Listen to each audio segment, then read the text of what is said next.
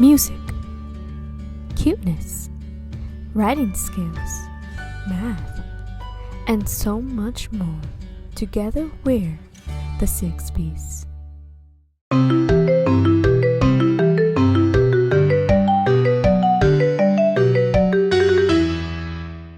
Welcome to the Six Bs podcast. I am your host, Diana Bazaldua. Today we'll be talking about the Spanish language and culture. I also have two special guests today. Please welcome AB Hey, what's up? and CB. Hello, thank you for having me.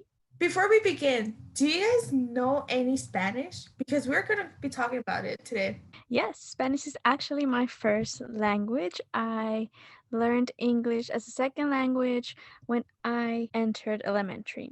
Yeah, English is also Spanish is my first language. English is my second language.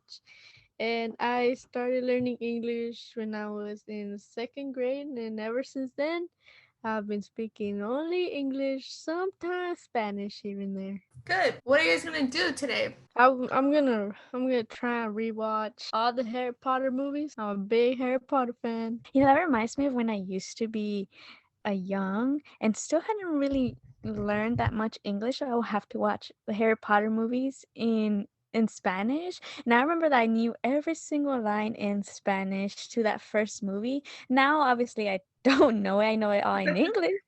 I've forgotten that. What house are you in? Yeah. I'm in Hufflepuff. Go Hufflepuff. What about you? I'm in Ravenclaw. Whoop, whoop. What about you, Diana? I'm Ravenclaw. Woo! Another Ravenclaw. Whoop, whoop. I've seen mostly all of them in English, but not in Spanish. I would say it's something I recommend, but I really don't know the lines anymore. So I guess we could watch it in Spanish together one day, for old time's sake. Another good show that I recommend is Fear the Walking Dead. It's a spin-off of the original Walking Dead. I've never seen the original. I know it's kind of bad. Like, for realsies, like you've seen a spin-off but not the OG. Well, yeah, I've never seen it. So far, it's pretty good. I mean, it has its ups and downs. Sometimes it's like pretty good, and then sometimes it's like fun, sleepy a little bit at times. Currently, I just started the new season 4. And it's throwing me off for a loop because they just throwed in some new characters. And I'm like, what is going on? Like we just left off with new characters. Were they going to die? Were they going to live? And all of a sudden it's like these 200 people. So I'm very much confused. But I'm also kind of intrigued. Like, what's going on? It's one of those shows where you don't know if you like it or you don't like it. Have mixed feelings. Have you seen the show? Yeah, I have. I'm currently on season 4, episode 1, and I'm very confused. What is going on? Wait. Are you watching the same season and episode that I'm in? I'm also in that. What? Twinsies. What about you, Diana? Well, I only seen the old one, The Walking Dead, but never seen the Fear of the Walking Dead. Oh, so you've seen the OG. Cool. I'm not very familiar with it. I mean, it's kind of the same. It started pretty good. Then it started, like, kind of boring. But then back to being good, Yeah. I haven't seen it. It's the same with Fear the Walking Dead. It has its ups and downs. Yeah. Okay, so I actually have 3 questions for you guys. Is it difficult to learn how to speak Spanish? Well, it can be, and it goes for, any language. It's gonna be hard, regardless what age you're in. But it also, to learn a new language, it takes time. So trying to learn Spanish, just, take it one step at a time, try and figure out, what you gotta do and what's going on in this new language. To me, I think it all depends on many things. Like there's many factors that contribute to how you learn a language, not just necessarily Spanish. In general speaking, it depends a lot on the instructors on who's gonna teach the course. You want to make sure that you have a good, strong instructor who has good strategies for when teaching. I mean, you don't just want to get an instructor anywhere. Like, you don't just want to go shopping for one in eBay.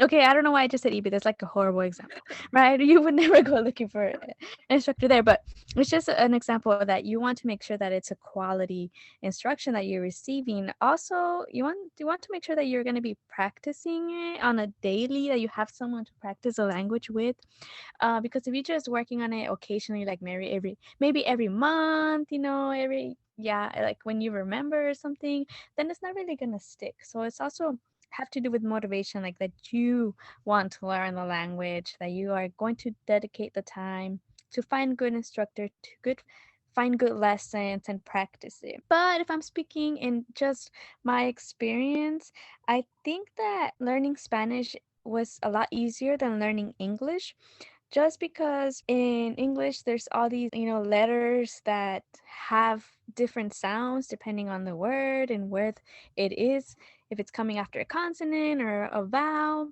And in Spanish, the way that it's spelled, the way that it sounds, which makes it a lot easier to learn how to read. Of course, there are many things that are difficult about Spanish, like the accents, like where do you put the accent, and then it's in aguda, soberdújula, and all these different things that I'm even having trouble pronouncing.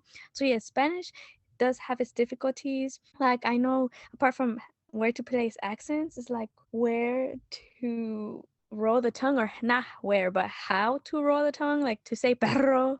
That's pretty difficult.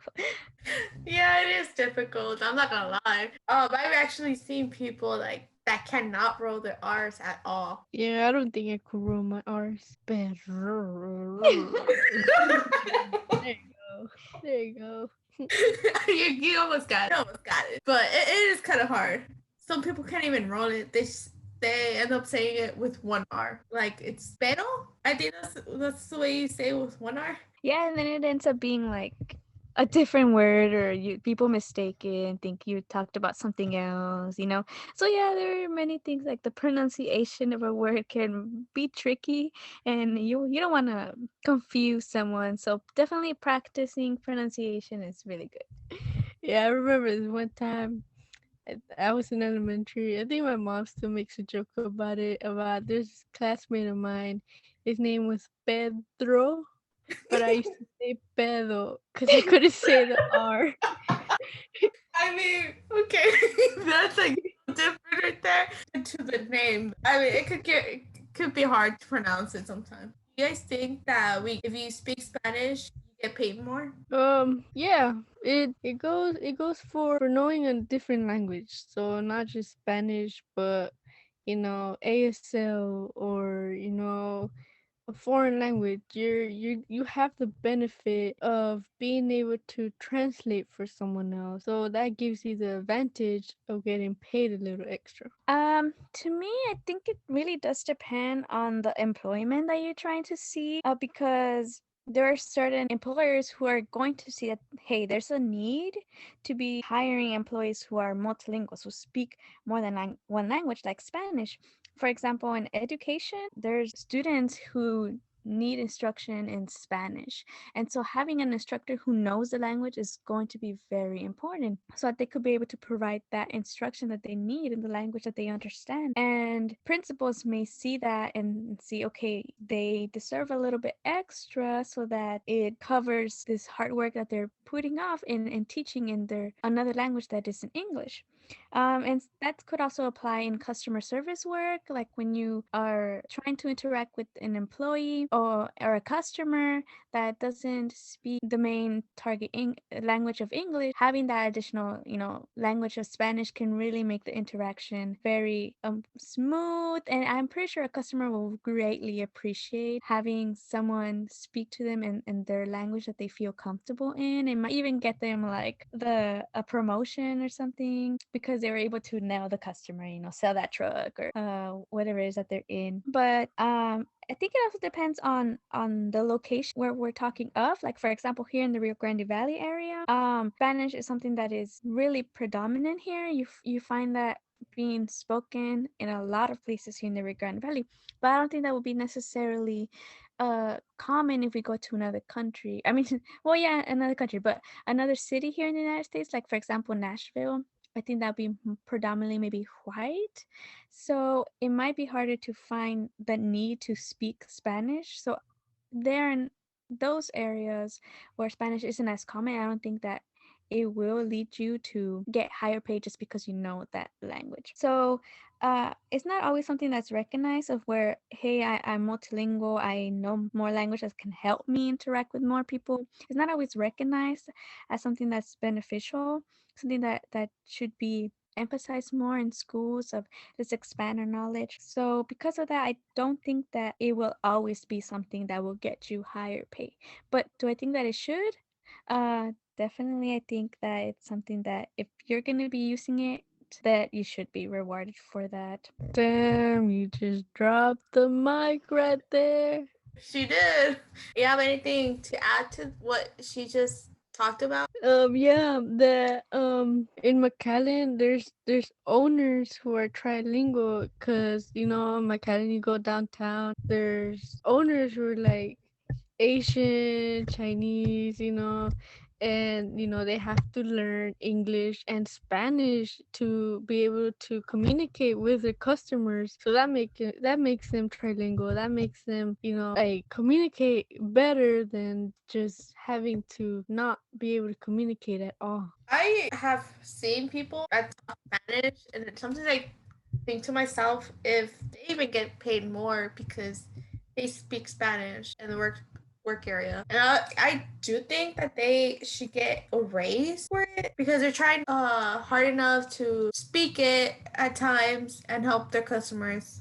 How has the Spanish culture changed throughout the years? So yeah, so the culture definitely has changed, and in a way, I remember. Well, not remember because I wasn't born, you know, that long ago. But I've watched a documentary about education in the past. This was like what the 40s to 50s, and it was about how the Mexican students they were segregated and they were forced to take first grade 3 times so they could learn English better. And I also remember reading in my philosophy class how this was like many years ago, where Texas Rangers they would be on the hunt for Mexican citizens or anyone who spoke Spanish, and they would tie him up. Well, first they would most likely beat him up, tie him up, and while the Texas Rangers were riding the horse, they would be dragging the Mexicans on the ground. And we're glad we don't see that today. Things have clearly changed, for education, for the culture, and for citizens, and for everybody.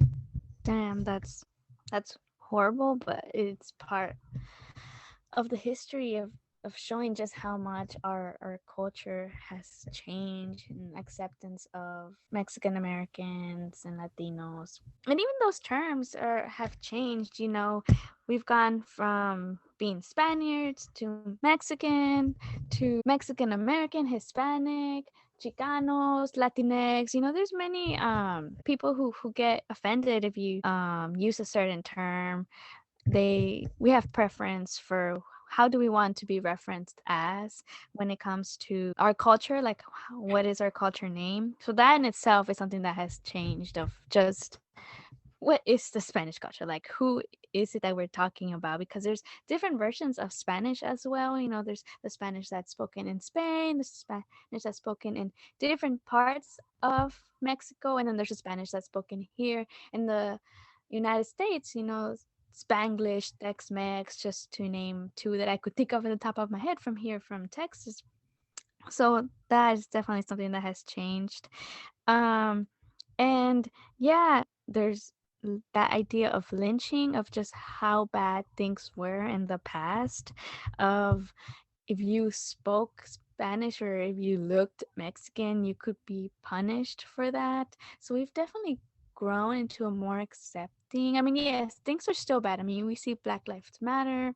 and all that's happening in the world right now. So we know that there's still a long ways to go, but I think that it's getting there to where we're becoming more accepting of those that are different than us. I actually never heard of it till now. I didn't think that happened back in the day. I thought it was just like a normal place. Like now, like there's no what's it called?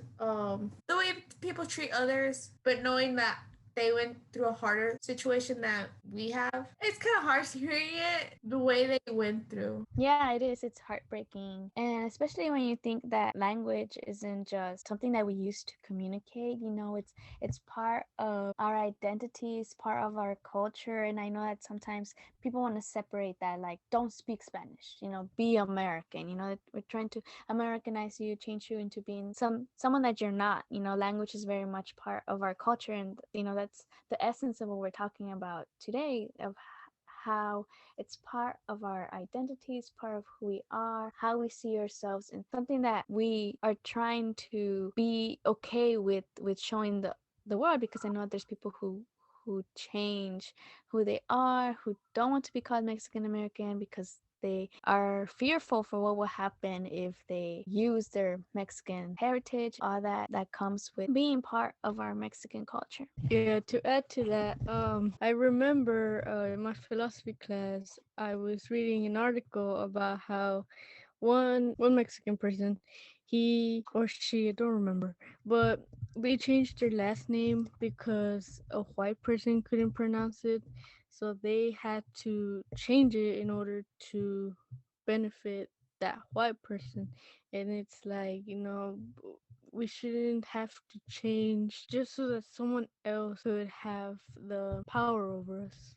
I want to add, sometimes some people don't want others to speak Spanish. I actually remember that one time I was in middle school and high school. I was in a Spanish class, and the professor, it was teacher or the substitute at that time, actually told the student not to speak Spanish, and we were in a Spanish class. Oh wow! So in the actual Spanish class, where you're supposed to use Spanish, you were told not to. Yeah, I was just shocked when I heard that. I was like, this is a Spanish class. Why can we not talk Spanish? She actually ended up saying, we are in America. Nobody speaks Spanish here. So again, it goes back to the idea that you need to have good instructors who are going to be supportive and help you learn this new language, as not just, hey, this word means this word, but this language connects to this culture. These are the people who used this language, You need to know about that culture as well, and what it means to be Spanish speaker.